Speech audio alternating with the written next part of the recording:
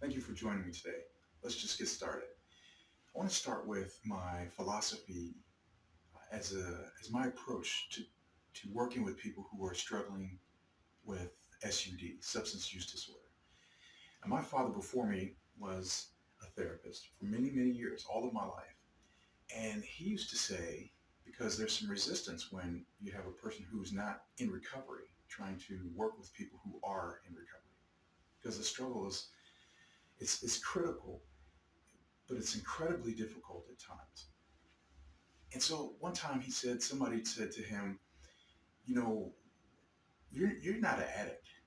You know nothing about being an addict. What do you have to teach me? And my father said, I'm not here to teach you how to be an addict or anything about being an addict. You know that. You're the expert on that. I'm here to help you with mental health aspects that, that need to be addressed so that you can be the strong person that you can be and know the things that you need to work on to keep yourself mentally healthy. I'm here to introduce you to some resources, some contacts, some people, places, and things that are not what you're used to. So I'm here to work alongside you on this journey through addiction into recovery as a sober person. Now, I liked what he used to say, and I thought, man, that is awesome.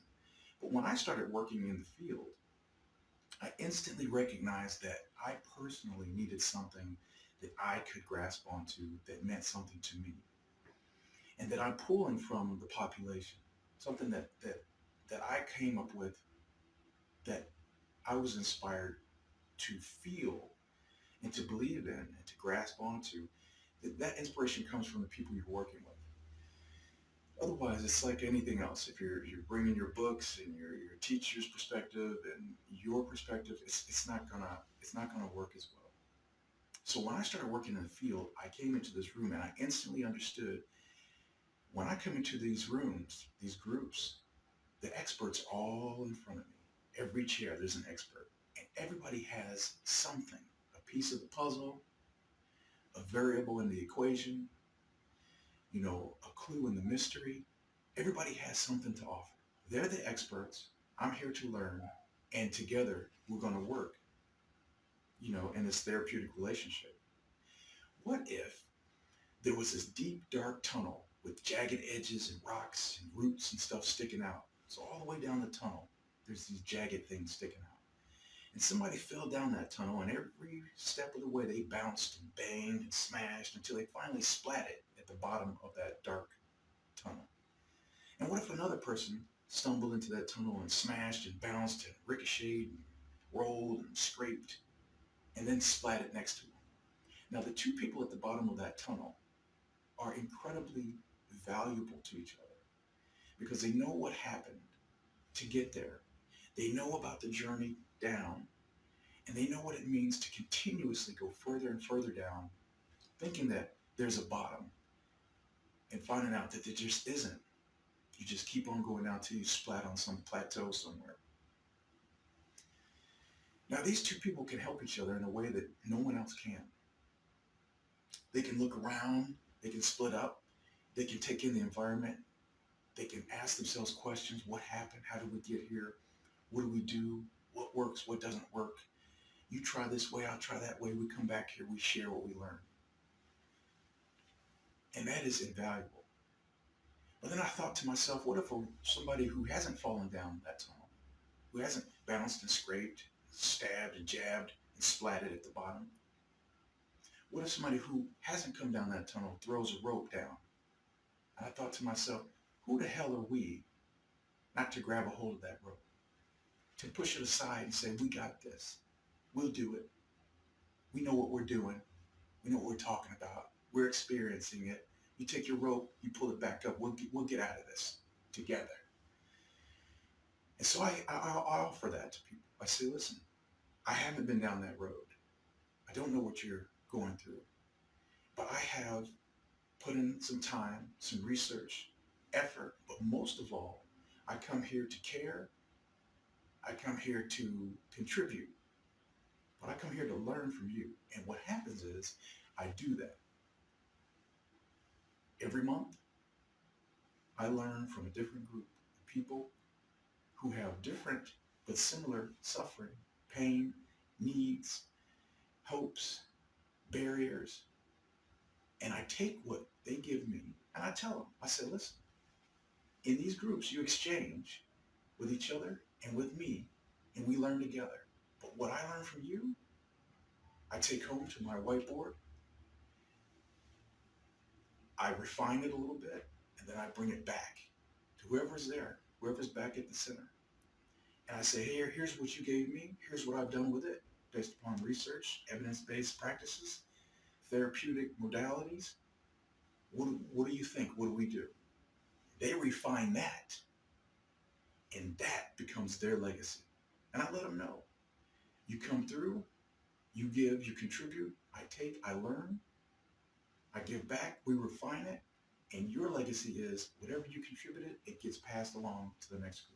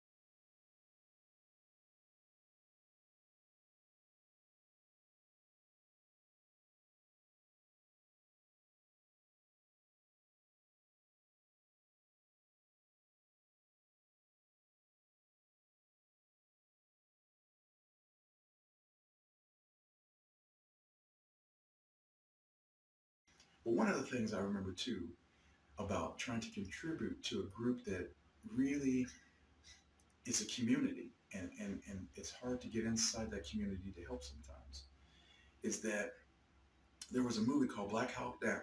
And in that movie, there was a character named Hoot. And after all the shooting and dying and barely staying alive and all that went on for many, many hours, maybe a day and a half or something like that, they were about to, they had been kind of rescued or extracted. And somebody saw Hoot about to go back out there. And he couldn't believe that somebody would return to that carnage, to that life and death struggle. And he looked at the guy. Hoot looked at him and said, you know, when I go back home, my friends ask me, they say, Hoot, why you do it? Are you some sort of war junkie? I don't say a word because I know they won't understand. They won't understand that it's about the man next to you. And I took that and I thought to myself, when I go into work with this population, these people, these individuals that are struggling, that have life or death, home or no home, family or their family is scared of them or abandoned them, jail or prison or freedom. When they have these things in the balance, a career, no career, hope, no hope, I think to myself, why can't I help? Why can't I contribute? And when you get down with them, and you sit in those groups and you care, you are the man next to them. You are the man next to that woman. And so we're in there together and we're doing the work. And it is truly at that point about the person next to you. If you dare to come in here, you dare to care, we'll work with you. And that's been working for me. So with that in mind, I just want to break down something. And kind of my skill, I think every helper should find out what their skill is, their kind of superpower. Mine is creative contributions. So I want to help but I want to be creative in doing so. Not because it's fun, not to be famous or liked, but because what I've seen is a couple things missing. How do people go to sleep in groups when their lives are hanging in the balance? Well, some of it is the urgency that they had on the streets or in prison or in a home that had a lot of dysfunction going on. They don't have it now because they're in a safe place. You got food, bed, you got a routine, and the world can't get to them there. Probation can't get to them. The people on the streets that want them for different reasons can't get to them. The folks that want to love them through sharing substances with them can't get to them. And so the urgency diminishes. And to be honest with you, the fatigue of survival overcomes them. And they sleep for the first time better than they ever have in maybe a decade, maybe 3 years. So that lack of urgency, though, can cause them to lose their interest, especially if you have repetitious or a schedule that's kind of, it's repetitious. So what I do is I come up with creative ways to get points across. So let's take a look at one of these things. The first concept I want to talk about is the concept of a parallel. What does that mean? That means that humanity is humanity.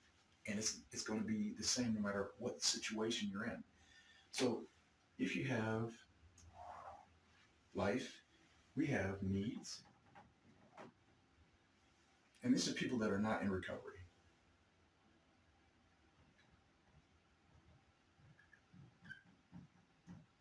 And over here, you got people in recovery.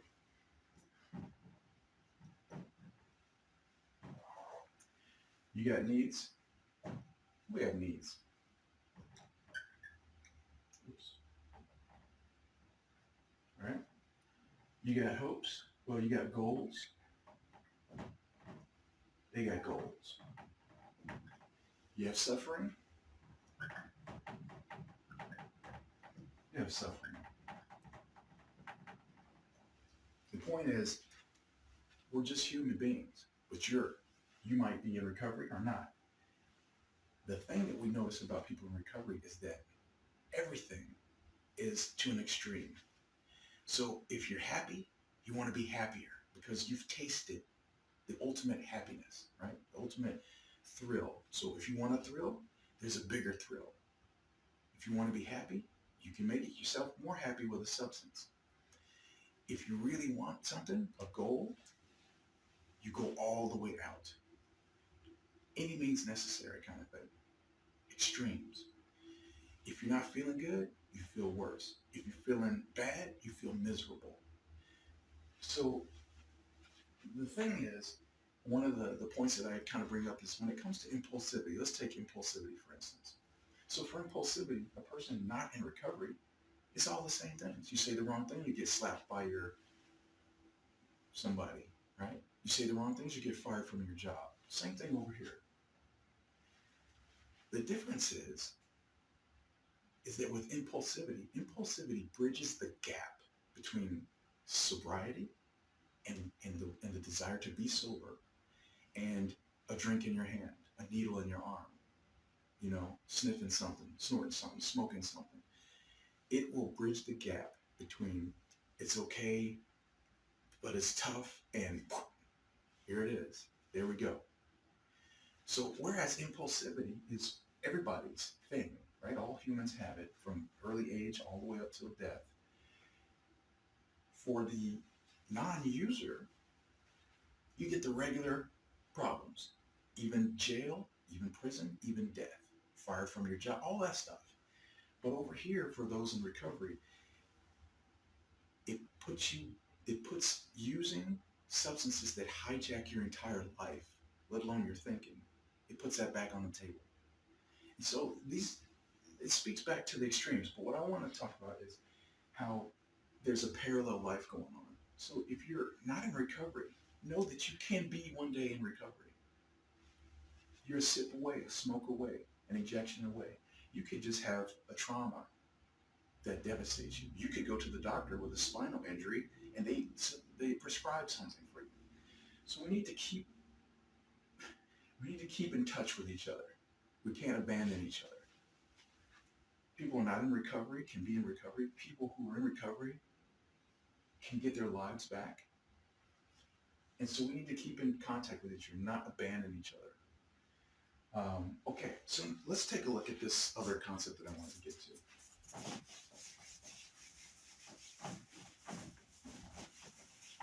And it is a concept of, even though there's a parallel, and that we need to maintain care and consideration for each other. The lifestyle, if you can call it that, of someone who is struggling, especially for years, with substance use disorder, is so vastly different than what most humans know that it seems like you're on your own planet. Things look different. Places that people never thought of exist. Places where you might sleep or pass out. I mean, people don't even notice those nooks and crannies in our society. So if you look at this planet, because it's so different, where were you? I was just down the street. No, you were literally under the street in a little hole where water needs to go under the road. That's why I say parallel. It's the same world we live on, but it's so different that it's like its own planet. So if you have, you could say, let's use a better color. You could say planet addiction. Well, let's do this. I'm going to call it planet misery. Planet misery. Planet suffering. Planet suffering. Planet slavery. Because your mind is enslaved. We've proven the effects of addiction, those heightened episodes of dopamine dumps, that changes the brain, not just chemistry, but the way the pathways are created, new pathways are created, and a bunch of things. We're not going to get into the neuroscience right here. But this isn't a good planet. But what's interesting is human beings, and this goes back to the parallel, we will adapt. Doesn't matter. Doesn't matter what it is. Could be war, could be famine, could be plague, could be horrible work environment, could be a dysfunctional family where everybody is, divided and angry. It could be all kinds of things. It could be addiction. So on planet misery, somebody might build a home. Because again, everything that humans need and want in life, they're going to get. They're just going to adapt. So you had a home, right? But you lost your home. Now you live in the streets, but you have a place in the streets where it's warm enough and you can get by. And sometimes it's a shelter, and sometimes it's tents, different things, but you have a home. Now, you also need a buddy. So you got a buddy, but you're both using, so it's not the best relationship. What else do people need? You know what? You got a cat.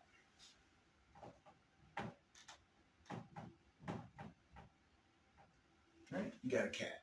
What else do people need? Well, they need a lot more than this. We need money. How do you get money when you don't have a job and anything else? You find a way. You'll adapt.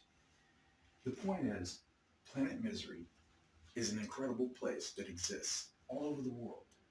Now, what I wanted to get across was this idea that there are waves, there are atmospheres. Just like with our planet, we have stratosphere and all the different atmospheres. And so, around this whole thing, So there's one atmosphere. There's another. There's another.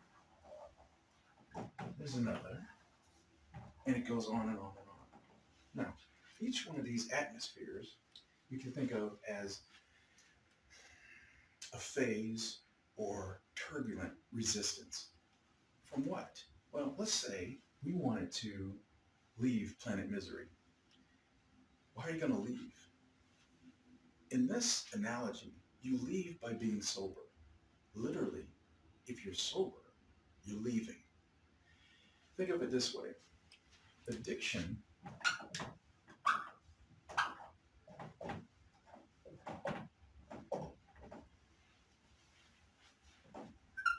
addiction has its own gravitational pull.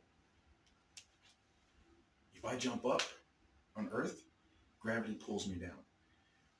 Addiction has its own pull, its own call, its own hooks, its own force that acts upon you. Now, some of that is neurological, right? The remapping of your brain, the anticipation and desire to have those dopamine rushes, and the urges to get back to or to relapse. So, so for instance, the first atmospheric um, layer, it could be people. Next one could be places. The next one could be things. Right? These are things that pull you back. They welcome you back. Where you been? We love you. We missed you. I was worried about you. It's a love that addicts share for each other that is very it's very powerful. It's almost a warm feeling. You don't have anything. You don't have any heroin. I got some. Man, you get me back sometime. There's a love there. Okay, what else do you have? Who said that? Good. So another one could be um, self-loathing, right? Self-loathing. I did some stuff while I was high. When I sobered up, I found out from the judge exactly the list of things I did. I don't like myself anymore, right? You don't know about um, no knowledge. You don't know about of resources. You think you're going to have to do it by yourself. That's not the way it's done, right? So you don't know about the resources. So each one of these waves of resistance, why do I say it that way? Because some people on planet misery, they say, I'm getting out of here. In fact, one of the movies that I really liked was a movie called Chronicles of Riddick. It had Vin Diesel, and there was a triple max um, prison that was basically it was a planet made into a prison, deep underneath the surface. And then if you broke out, it was 3 million degrees Celsius, and it was 2 million degrees negative when the sun went down. So escaping was death, but getting out was impossible. And when he first got there, the prisoners said, "Hey, we don't know who you are, but we want to find out what kind of prisoner you're going to be. You're going to cause trouble, or you're going to go with the code." And you know what he said? He said, "Me, I'm just passing through." So there's some people who wake up while they're in this addiction, this fight for their life, and they say, "I'm out of here," and they mean it. Now, that happens to most people at some point, but I've seen it with my own eyes, through my own experiences. Some people, they make it a life and death struggle, and they're like, "I'm going to fight this to the death." And they have that me, I'm just passing through attitude. And they're open to learn, and they're ready to do the work. So they're going to do? They're going to start building a ship. Here's a little tower, and here's the rocket ship. Put it, boom, rocket ship. All right? The idea that you could escape has to do with hope. So that brings me to this next part, which is how are we going to build a ship I'm without a home. I don't have a job. I've been abandoned by what should be my support, my family, my friends. All that stuff is gone. And then when I look into the heavens, I see way out in the distance normal Earth. I'm going to call it normal Earth, which is this idea is that I can escape addiction and go to where things are normal. I'm normal. The gravitational pull is normal. It's not addiction pulling on me. So I'm going to call it normal Earth. Normal Earth. Okay, sounds good, right? How do I get the ship going? How do I get through each one of these atmospheric turbulent layers? I don't know. And so here's what has to happen. You have to have a motivation. You have to have a goal. You have to have a reason.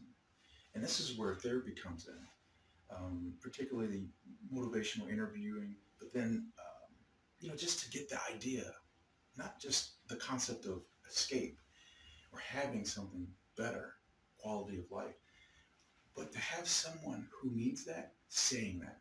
They're saying it, not me saying it. So there's work to be done. Now, here's another part of what I'd like to say. Some people, and this is what I run into when I see people sleeping in group. Now, I will tell you, a good 80% of that is medication that hasn't been balanced out yet. They have medical needs, and the first couple days, the medical staff is trying to get that right. So there's no one's at fault for that.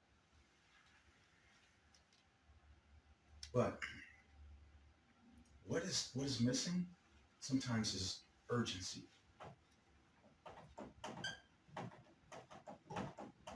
Urgency, once you get in a comfortable place, it diminishes. And so we said that before, right? Now, but here's also what happens. Some people, human beings in that parallel life, whether you're addicted to a substance or you're not in recovery at all, we will adapt. We will adapt to anything. I already said that. Some people decide that planet misery, planet suffering, I'm going to be king. I'm going to be emperor. I'm going to be the empress. I'm going to be the queen of this place. The king of, the emperor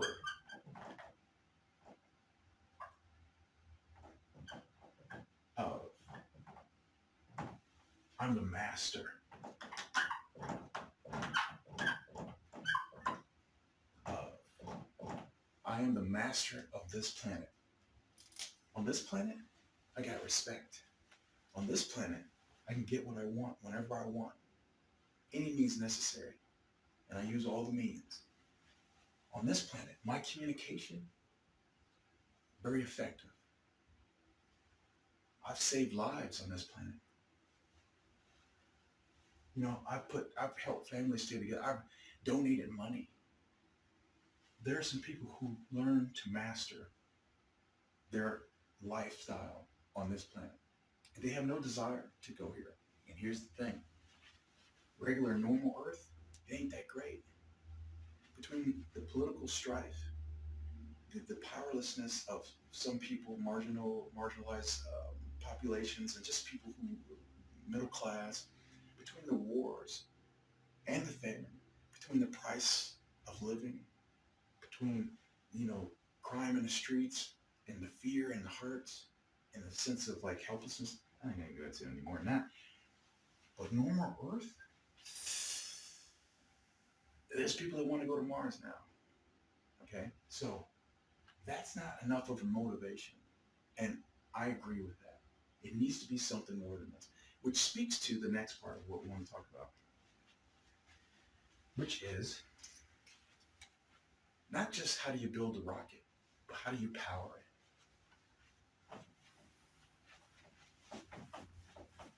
How do you power a rocket? Well, forget real rocket. How do you have enough emotional energy to get through layers and layers of resistance? All right, so let's take a look. Let's say one of your power cells is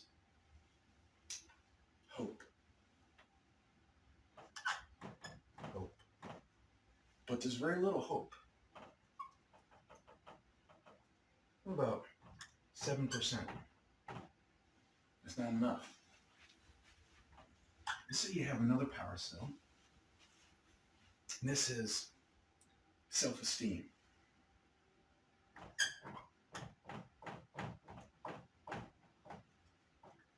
Right? It's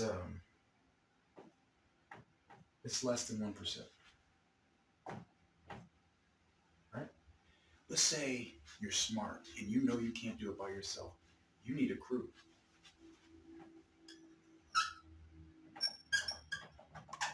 Another way to put that is support. Now you got that. But to be honest with you, your crew is addicted. So we're in the negative there. You just don't know it. Negative 30%. Now here's the thing. I know people who are battling with substance use disorder, who are good people, good hearts, hard workers. So this seems unfair. But for the journey that we're trying to prepare for, ask NASA. Ask NASA what happens when you put the wrong fuel into one of these rockets. Ask NASA what happens when you let just anybody calculate the trajectory of liftoff and how to get out of orbit. Ask NASA what goes wrong when you just pack some spaghetti and a couple meatloaf sandwiches instead of the right kind of rations when you go in on the distance. Ask them what happens. So when I tell you that this crew is not ready, know that NASA has rejected people who were special forces, Olympic athletes, because they weren't ready. So you're going to have to let go of this, I know what I'm talking about thing, just like I did to take this job. What's another one? All right, so we're talking about fuel cells. You have things like dignity. Dignity, right? What's the line I won't cross?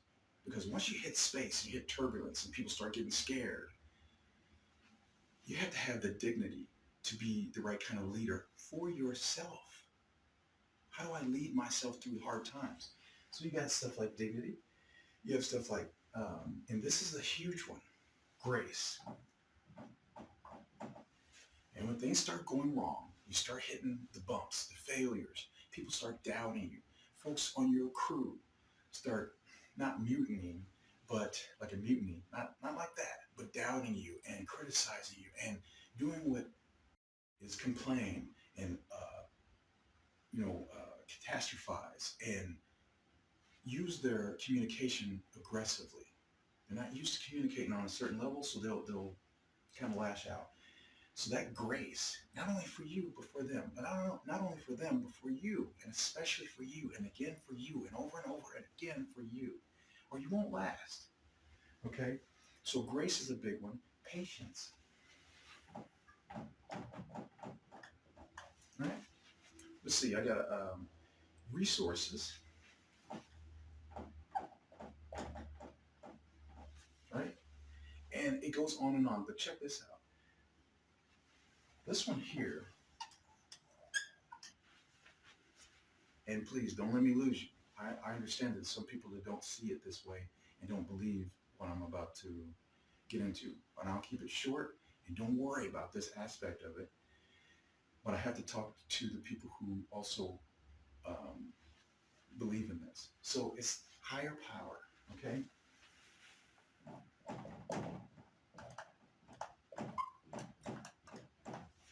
Now, this is such a divisive concept for some people in recovery, especially when it comes to the 12-step. So here's what happened. I'll tell you a short story. I was in a group one time, and I mentioned something about higher power, just because it's one of the 12 steps. And somebody said, even if it's a doorknob, and I thought to myself, what an odd thing to say. Even if your higher power is a doorknob. And so I paused, because I take everything that these experts say very seriously, everything. I don't take it personally, but I take it seriously.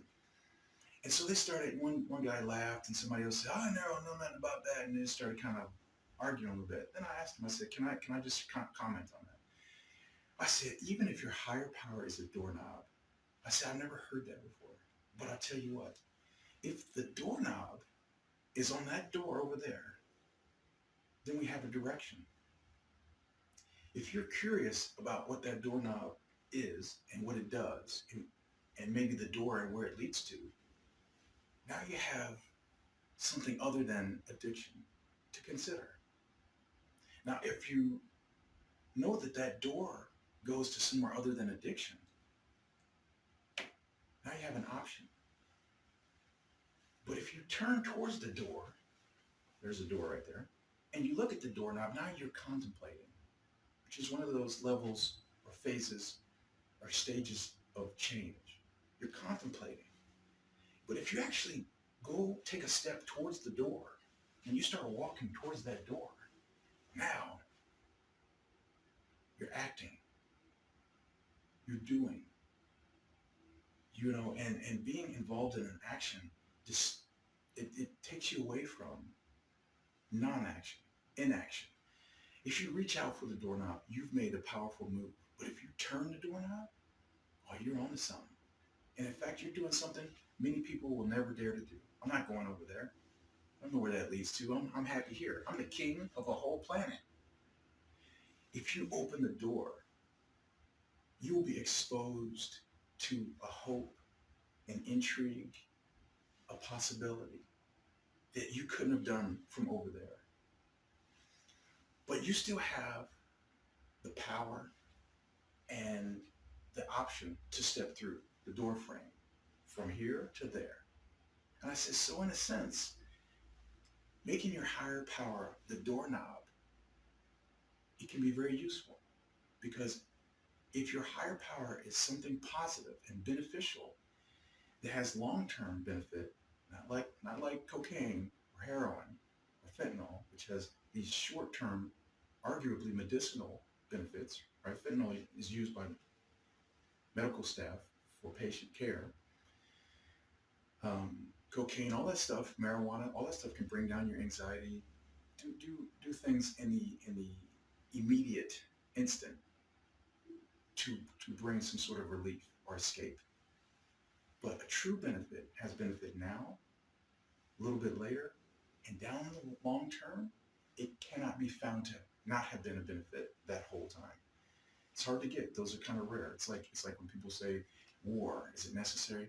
Well, there are, if you think back, World War II was necessary. Okay? So it's rare that a war is a beautiful thing that has to be done, and it's a good thing no matter how you break it down. And it's sometimes very rare for us to find something that's beneficial all the way through and without contradicting itself. We won't get into that right now. So if that doorknob is your focal point, it can be your higher power in the sense that this is what I need to, if I'm swinging on the vine of addiction, I need to swing off of this vine and let go and swing on this new vine. That concept of exchanging something for something else, upgrading, leaving something, and devoting yourself to something good.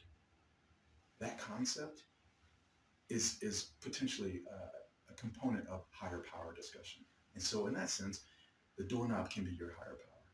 It becomes your focal point. It becomes your escape route. It becomes your mechanism for motivation to make a move, to break free, to stand up, to pull your foot out of the muck, to grab onto something new, to go somewhere, to be gone from here, to be somewhere else. Okay.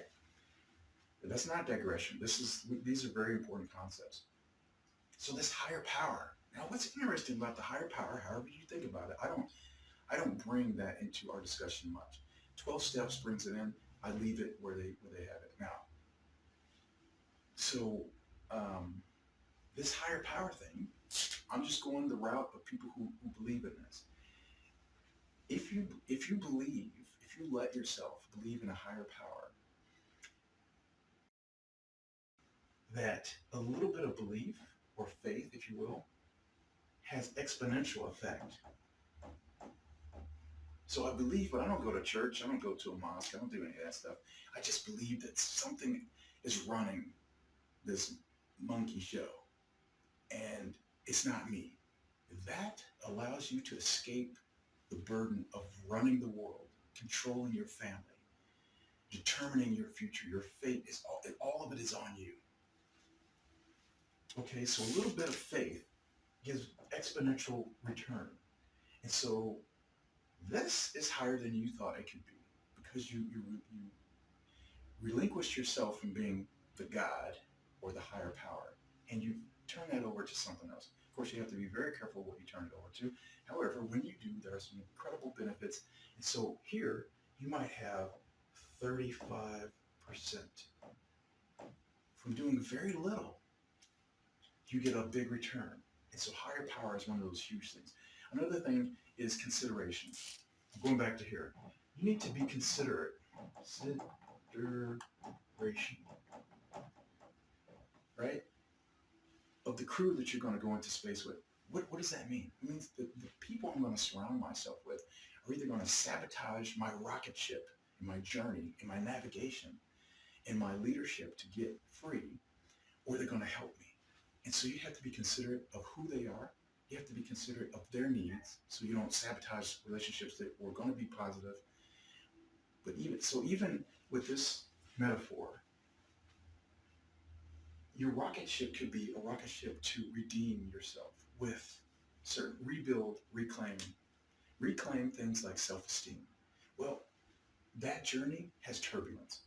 Rebuild relationships with people that you used to love and they used to love you. Well, that effort has turbulence. So every step of the way, through every effort that you make that is to reclaim something good in your life, it has layers, turbulence. The journey is long. And if you give up because you weren't considerate, so you blew it. I never considered her point of view. And so once again, even though I'm sober, she's still mad at me because you're not being considerate. Another thing is positive perspective. Positive perspective.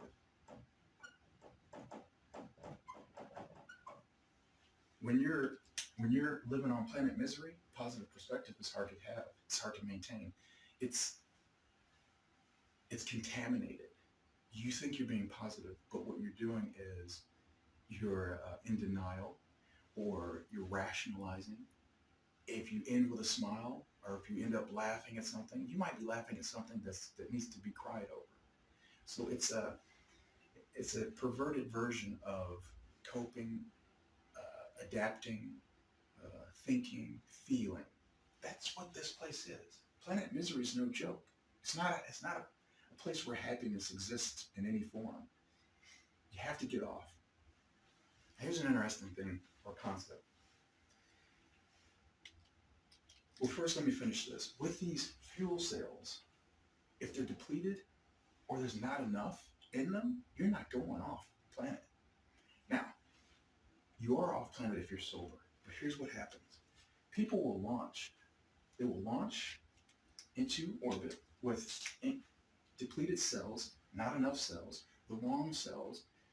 And what'll happen is they'll get off planet and they'll hit some turbulence and they'll just kind of fizzle out here. But what happens is, because humans are incredibly adaptive, they'll stay in orbit. They're off planet, sober, but they're still in the orbit of, and the gravitational pull of planet misery. What does that mean? Well, urges, the fear of relapse, the burden of sobriety, all wants them to fall back into orbit. But they're strong enough to not go back to using, but they have a concept called dry drunk, where you're sober, but every miserable component of being addicted, you still have in your life. Not enough support, not enough self-discipline, not enough self-love, not enough grace for yourself, argumentative, complaining, all the things that keep you from being happy, being able to enjoy joy, excel, own your own business. That stuff, you're dry, but your life is still that of someone who is in addiction. So what happens? They get caught in the orbit, and they'll spin around. They'll orbit this planet, misery, always in fear of crashing, always in doubt of their capacity, their abilities, their humanity, always wondering, do I deserve to live? Do I deserve a wife or a husband? Do I deserve a job? I can't keep a job. I never will. And so they just orbit the planet. And every so often they get pulled back in. Okay, it's not. So I wanted to go with that. The other thing I want to talk about with these fuel cells is that there are aspects of humanity that puncture and drain our fuel cells. So what is the opposite of hope? It's, you know, despair, right? Despair. What's another opposite of hope? Hopelessness, yes. Despair. Um, so what's the opposite of self-esteem? You could say self-loathing, right? Self-loathing. Now, okay, opposite of your crew and support. Well, it's the wrong people. It's the wrong crowd. And all humans are redeemable, you could say, you could argue that, but if you have the wrong people sabotaging you, even if it's on purpose or not, they're enabling your addiction, purpose or not, you can have the wrong crew. So I'm going to say bad company.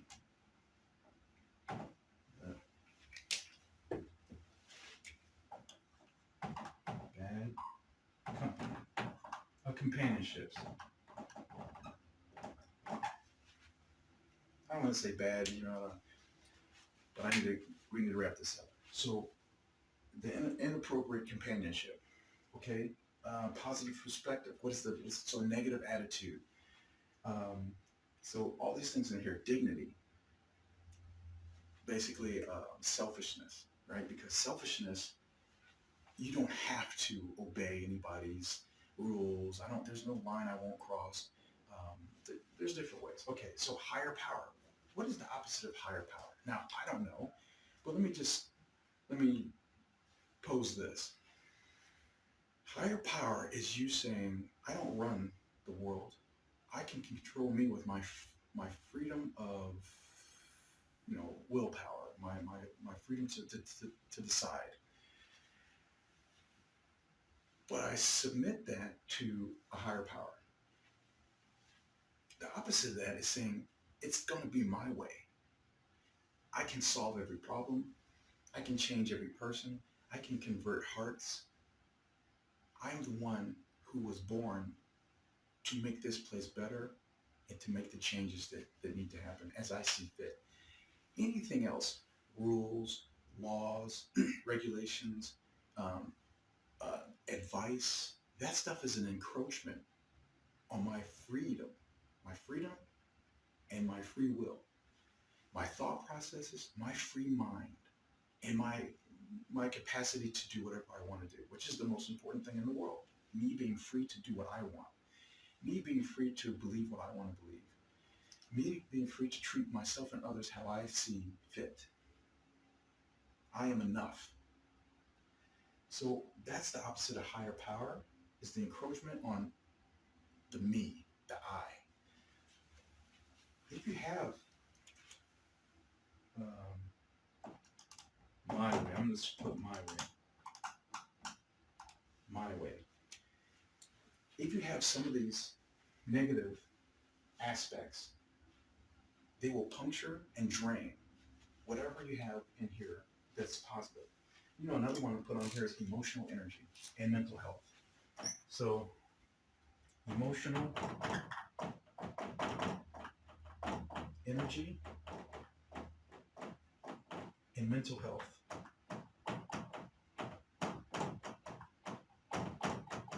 Emotional energy and mental health. Who's draining your emotional energy? You, right? I hold a grudge that is 3 years old. I hold that grudge. Now, they did what they did, but I hold that grudge. And they owe me an apology. They owe me a dinner, and $40. So your emotional energy has to do with your resilience, your ability to bounce back from negative things, so that your mental health can be well, can be stable, can replenish itself, can rejuvenate, can heal, right? So these are your fuel cells. Now I'm going to put these, you're not going to be able to see it, but at the bottom of this ship, I got fuel cell, fuel cell, fuel cell, and fuel cell. So it connects like this. I might zoom in because it looks kind of cool, but not really. Here's the thing. Humans are so sophisticated that even with fuel cells that are filling up, because you finally meet somebody that you can trust, you finally start to trust yourself and have some self-esteem, and you finally get some dignity, you start doing good service work, you start helping other people, which to me is the cheat code to mental health. Besides pharmaceuticals that are actually effective. Work. Service work helping others, being generous, giving your time, building a Habitat for Humanity home, being at the shelter to donate clothes, being at the food pantry. That is the cheat code to self-esteem, rebuilding your self-esteem, feeling something positive about yourself. Helping others is the cheat code for that. The other cheat code could be higher power stuff, because like I said, it's exponential. You do a little, you get a lot. If you're into that. Everything else takes a lot of work and the doubt that we have. Let me go back to this. So for each of these cells, if you start to build up the power of each one of these, self-esteem, good people around you, dignity, higher power, you start to feel good. Guess what? For the addict, this is risky. This is risky. Success is a trigger. Joy is a trigger. Contentment, complacency. What is good for regular humans who have a healthy upbringing and who have been, very fortunate with having good in their life, very little trauma. What is good for those people can be a trigger for someone with substance use disorder. So you can sabotage yourself. You can fail, which is harsh, but it's true. You can fail through success. Some people are not ready to succeed. And this is why, sometimes during group people say, hey, how come where's the 12 step? How come we're always talking about mental health? Because if your mental health isn't secure, just like Maslow's hierarchy of needs, you have to have your physiological needs met. You have to have oxygen or you'll die. You have to have food. You have to have safety. If you don't have what you need, ask NASA. Just tie some fire onto a basket and put somebody in the basket and shoot that up into the air. See if they get to space. No helmet. You need your mental health to be in place so that when things start going good, it's good. And when things are not going right, they're not right. And so you're oriented to reality. And you have some coping skills in place. And you're ready for the next layer of turbulence on your way to a place that ain't that great. When you get to normal Earth, it's taxes, right? Parking tickets.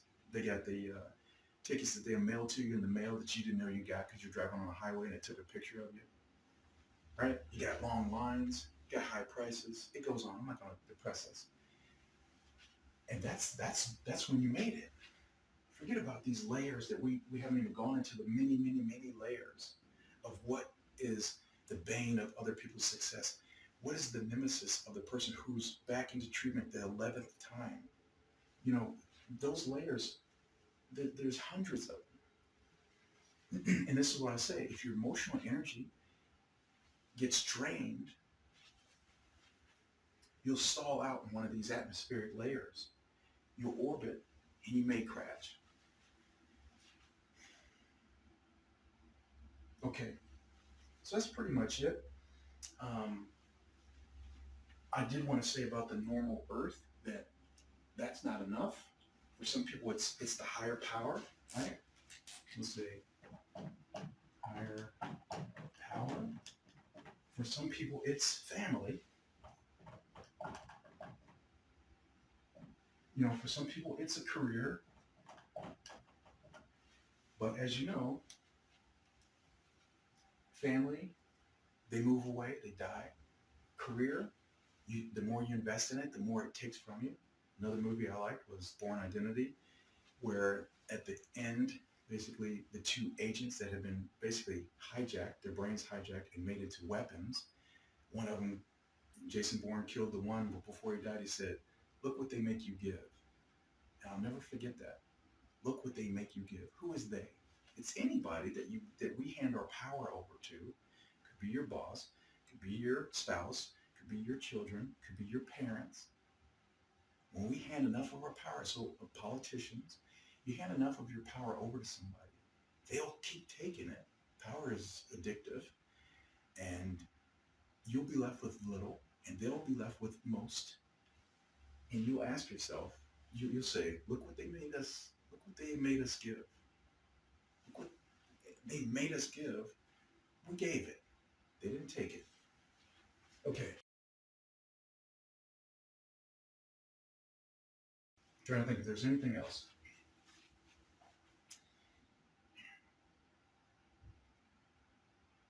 I think we did it. Okay, so this is just one way that I try to communicate the many needs that we have. The idea that some people don't want to leave because they adapt so well that they become masters. They become honorable amongst those on their planet. They're not interested in building a ship. If you build a ship, you got to learn how to build a ship. You have to invest. Two types of investments. Self-investment. How do I get my mental health back? How do I get stronger? What is self-discipline? How can I reclaim my dignity? I have to rebuild myself into the astronaut that I need to be to qualify. And when I say qualify, I don't mean you have the right or deserve. I mean to get it right, to react correctly or appropriately in the turbulent situations, to turn fear, that without fear there's no courage,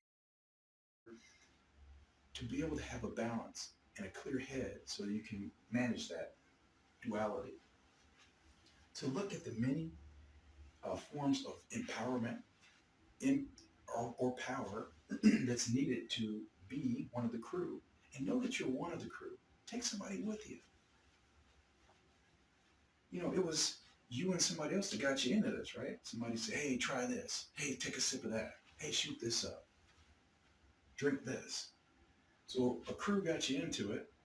You can, if you work together with some people who know what they're doing, you can take the same crew out.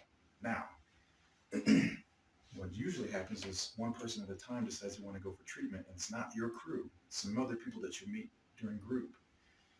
That can be part of your crew. And know that there's people in those treatment centers who are not ready for help, but they're cool. They're cool. I meet many, many good-hearted people, some people that are hilarious, some people that are just genuine thinkers. They're philosophers. I call them professors because they take what they learn and they think about it enough to when they participate, it's upper level communication and participation and contribution. They do more than I do because they've been there and they know what I know. So you can build a crew from a place like that, but you have to be very careful because this is a very important journey. This is very turbulent. It's very risky. So you have to have your mental health so you can make good decisions. You make your good decisions building your crew, and then you have to make good decisions as you make that journey. All right, I think that's it. I thank you for your time. Take care.